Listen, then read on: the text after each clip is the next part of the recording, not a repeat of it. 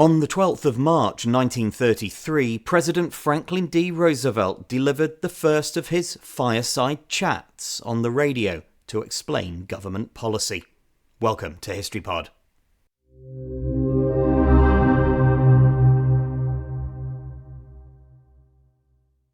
Roosevelt's broadcast took place less than 2 weeks after his inauguration, at a moment of acute financial crisis.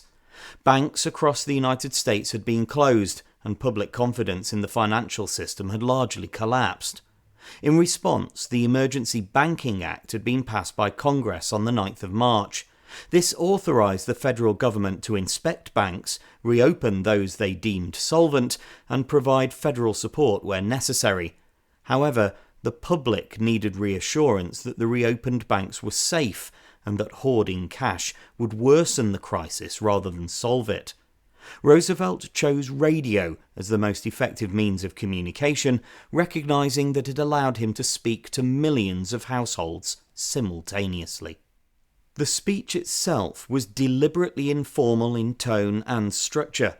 Roosevelt spoke from the White House in the evening and explained how the banking system worked, why banks had closed, and what the government had done to stabilise them. He avoided detailed economic theory, instead using plain language and short explanations. The address lasted for around 15 minutes and focused narrowly on the banking emergency rather than broader political issues. The response was immediate. When banks reopened in the days following the broadcast, many Americans returned hoarded cash and redeposited savings amidst a general atmosphere of relief rather than panic.